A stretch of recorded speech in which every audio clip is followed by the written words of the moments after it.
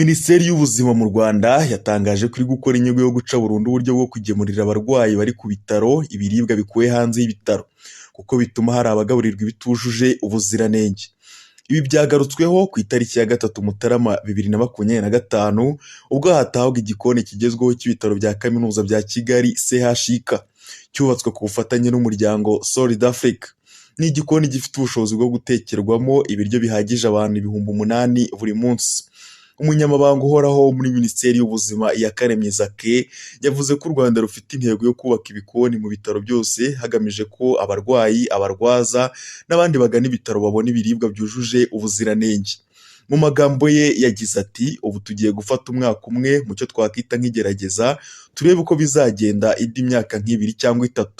Nitubona bigenda neza nta mbogamizi twahuye nazo cyangwa izo twabonye twabashije kuzibonera igisubizo, tuzahitamo kwihutisha kugira ngo tugire igikoni kuri buri bitaro. Ibyo kurya bihategurirwa bizagere ku bitaro byose dufite mu Rwanda, noneho kugemura bihite bihagarara." Iyakaremye yasobanuye ko ari urugendo rwatangiye, aho Leta y'u Rwanda iri kubifashwamo n'umuryango witwa Solid Africa usanzwe utanga ibiribwa kwa muganga.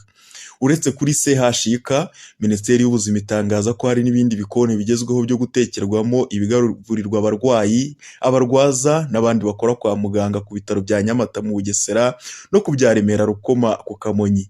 Byombi bikaba bizatahwa muri uyu mwaka wa 2025 dutangiye.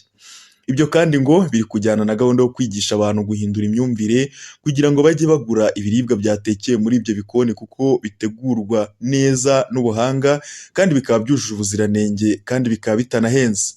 Uwo mushinga wo kubaka ibikoni bigezweho ku bitaro biteganyijwe ko uzagera ku bitaro nibura 47 by'uturere hose mu gihugu.